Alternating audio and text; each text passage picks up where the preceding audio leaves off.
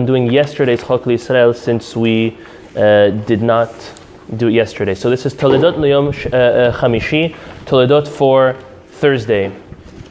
Kol HaMityaher, it is continuing with the concept that we learned about on Wednesday about humility. Anybody who becomes arrogant or haughty, Nofel B'Gehinom, Lo Alenu, they will fall into the depths of hell. Shneimar, Zed Yahir, Letz Shemo, Ose Be'ivrat Zadon.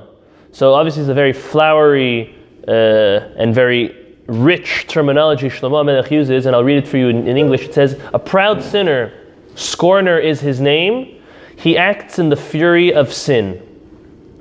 It continues, Ve'en Ivra Ela Geinom. So what does that mean that he finds himself? Ose Be'ivrat Zadon. Ivra means Geinom. Shneimar, Yom Evra Hayom Hahu. Now, Kol Adam Sheyesh Bo Gasut HaRuach. So now he's going to go through a list of those that are haughty, those who are arrogant. This is how severe it is. Look at this. Kol Adam Sheyesh Bo Gasut HaRuach Kilu Oved Avodah Zarah. It's as if they are worshipping idols. Kitiv Hacha. It says over here, by the concept of haughtiness, To'avat Hashem kol gevalev. It's an abomination to HaKadosh Baruch Hu, to anyone who raises their heart and becomes arrogant. Uchtiv hatam, it says by Avodah Zarah, Velo tavi to'eva el betecha. Don't bring this abomination of these idols or any of the customs of idol worship to your house. Kol adam sheyesh bo, next, number 2. Kol adam sheyesh bo gasot haruach kilu ba al ha'erva chas v'shalom. Anybody who has haughty and is arrogant, it's tantamount to as if they had a relation, haughty and arrogant. That's what gasot ruach is. The opposite of humility. Anyone who acts in an arrogant form. Is there a better word that I could use? Joel, how else would you refer to arrogance and haughtiness? Aloof. Snobby. Yeah, very good. Okay. Holier than thou. Snobby is snobby is a form of haughtiness. Yeah. It's not humble. It's not exactly. It's the opposite of humble. Okay. It's as if. So the second one is, it's as if he has had a relationship with a prohibited relationship. Chas v'shalom. Ketiv hacha to'avat Hashem kol gevalev uchtiv hatam ki et kol ha'to'evot ha'el asu. So since we've already, this is what the Tiferet HaKodesh is doing. Since we've already classified haughtiness and arrogance as an abomination, he's going and finding places that the Torah also calls an abomination, to'eva, and saying it's tantamount to that sin as well.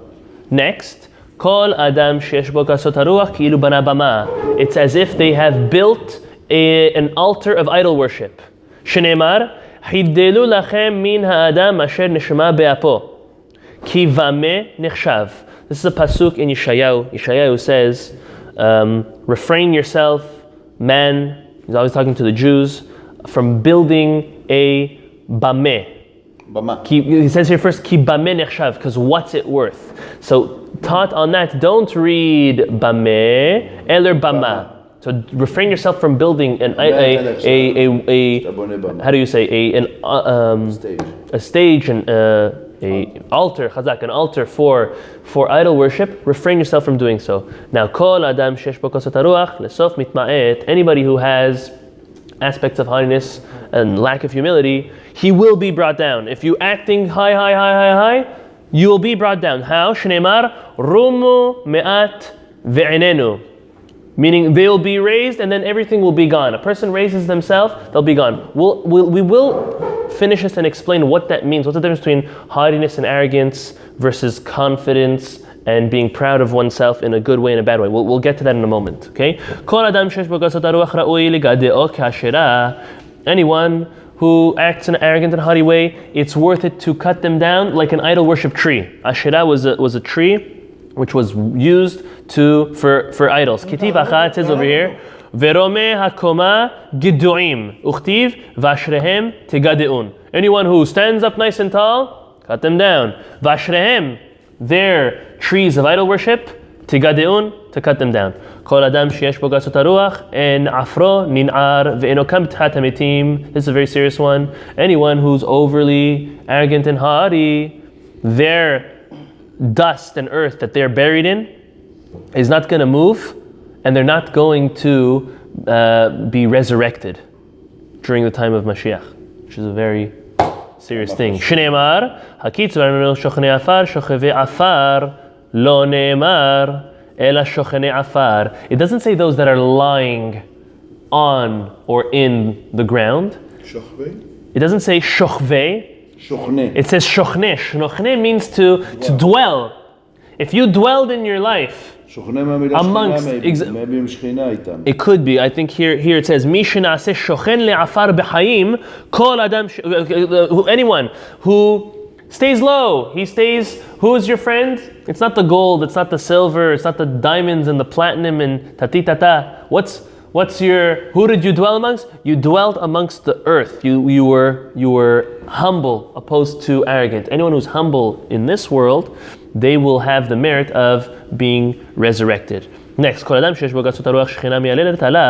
anyone who has too much haughtiness, the Shekhinah Kadosh Baruch Hu weeps and moans and cries because he's so sad for that individual. Shneimar, וגבוה ממרחק ידע, ממרחק קודם שיבוא עליו הפורענות ימים רבים השכינה מתאוננת עליו.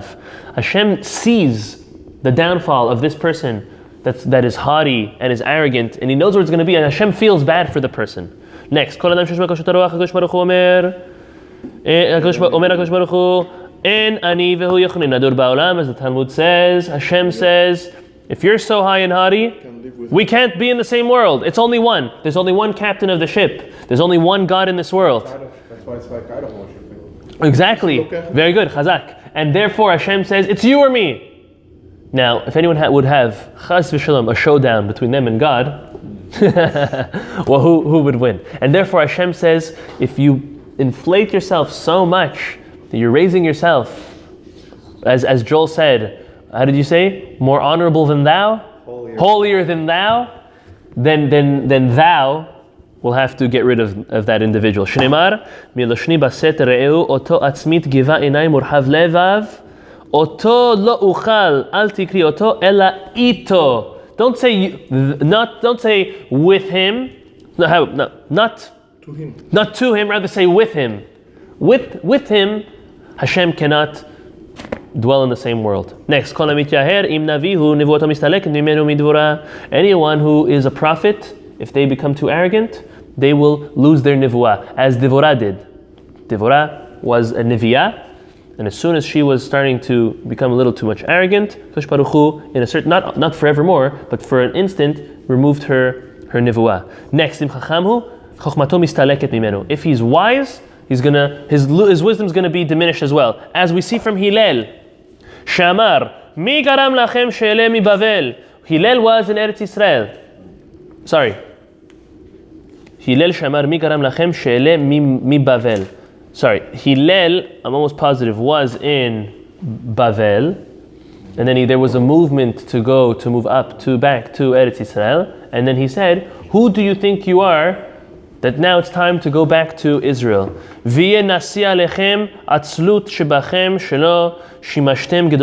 what, you're going to appoint yourself a leader upon you when you go up? And because in his merit, meaning as high and as important as he was, that was an act, so to say, of arrogance, he lost as follows. He, following that instant, there was a halachic debate that came up that Hillel obviously would be able to answer, and chokhmato mistaleket, and it was blocked to him. His wisdom was blocked from him. This is not the Hillel we talk about all the time. Yes, Hillel and Shammai. Yeah. I'm almost positive, right? Huh? Hillel was in Bavel. Hillel and Shammai were in Bavel. I'm almost positive. I think it's probably another Hillel, because this Hillel was almost 300 or 400 years after the Galut of Bavel. In the notebooks, in the chart, it would say there, but I'm almost positive using Bavel. Kol adam sheyesh bo gasut haruach en tfilato nishmat, and this is how he ends off. Anybody who has haughtiness or arrogance, their prayers are not answered. Why? Den tfilato shel adam nishmat, ela im ken mesim atzmo kebasar. Shenemar ve'ya midei chodesh b'chodesho yavo kol basar. If a person is flesh, a person's down to earth, a person's humble, that's when they are accepted, their tefillot are accepted to HaKadosh Baruch Hu, and HaKadosh Baruch Hu will listen to their tefillot.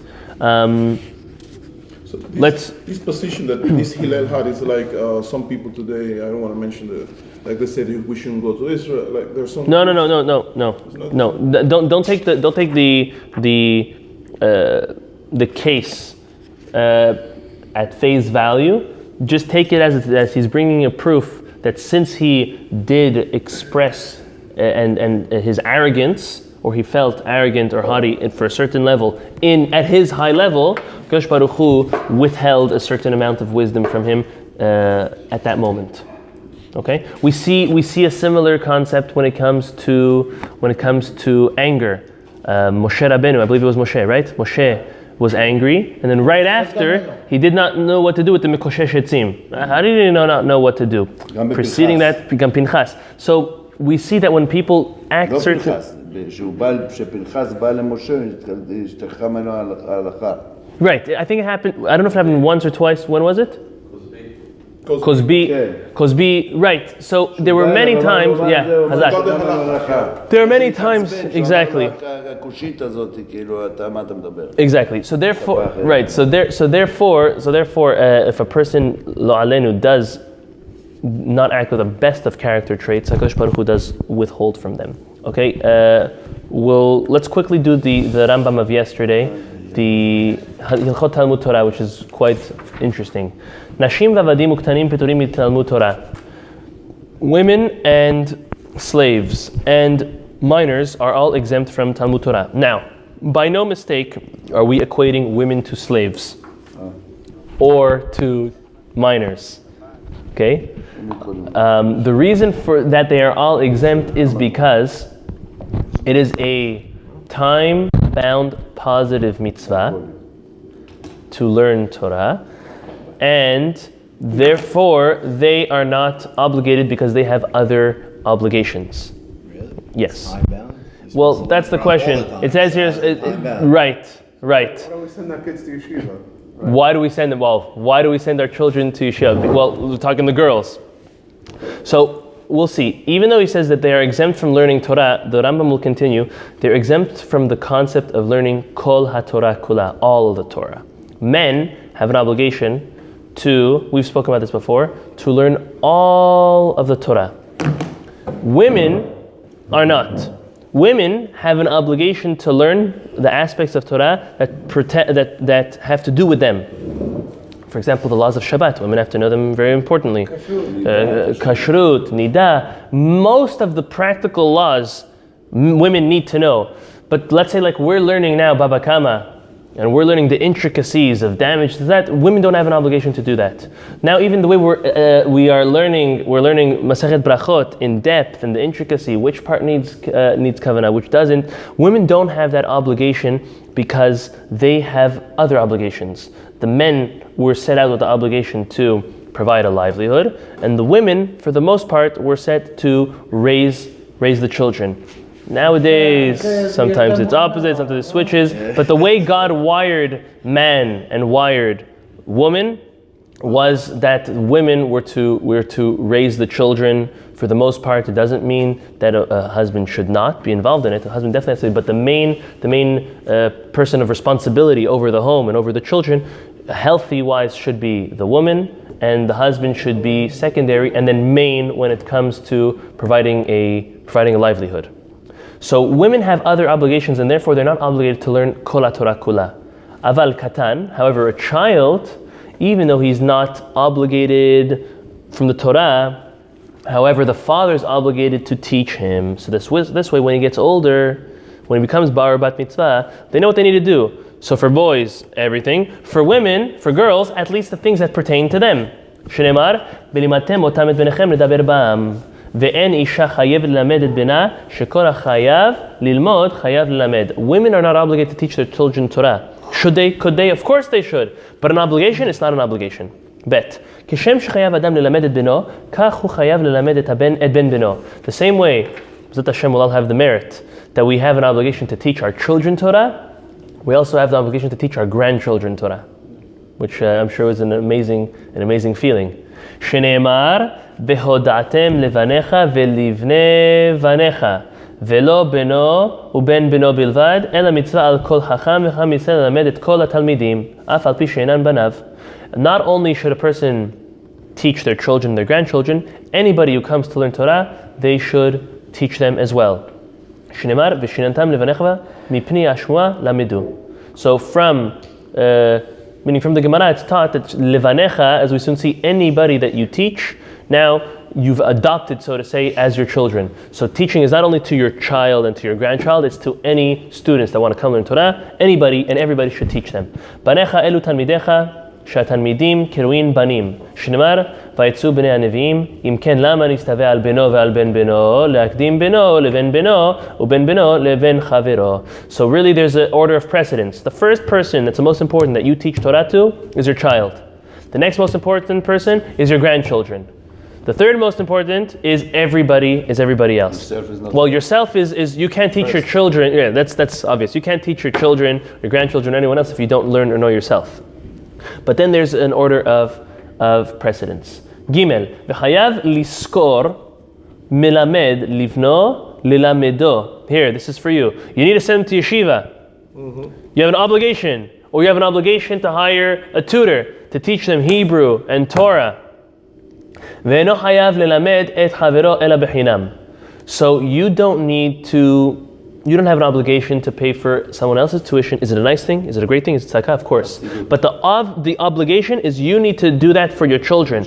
For others, it's nice, it's tzedakah, it's a help, but it's not your obligation. If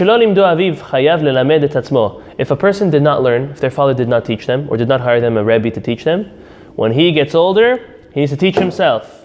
Shneimar v'ulmadtem otam ushmartem la'asotam. וכן אתה מוצא בכל מקום שתלמוד קודם למעשה מפני שהתלמוד מביא למי מעשה ואין המעשה מביא לידי תלמוד. So the first thing that a person has to do is learn. We learn to do. You can't do and then learn. We need to learn and then do, or else how do you know how to do? ד' היה הוא רוצה ללמוד תורה ויש לו בן ללמוד תורה. Let's say you don't know Torah and your children doesn't know Torah. Whose obligation first? Do you need to do for your child before yourself, or yourself before your child?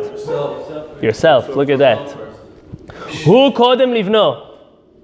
V'im haya beno navon umaskil. However, if your child is super wise, that's the reason probably. But if you have your child which is super smart, and you know that if you turn him on to Torah, he's going to be an amazing. He teach you. Right? ומשכיל להבין מה שילמוד יותר ממנו בנו קודם, your child comes before you. ואף על פי שבנו קודם לא יבטל הוא. And even though your child would precedent you in that case, you don't need to acquit yourself and completely not do yourself. כשם שמצווה עליו ללמד את בנו, כך הוא מצווה ללמד עצמו. So basically it comes out as follows. A person has obligation to educate themselves, their children, their grandchildren, as well as everyone else. There's a precedence. You come first, then your child, then your grandchild, then everyone else. Except if you have a child which is a super genius, which he has the character traits and the way to excel in an amazing way, then he comes first, but you should still try as much as you can. Baruch Adonai Le'olam. Amen. Amen.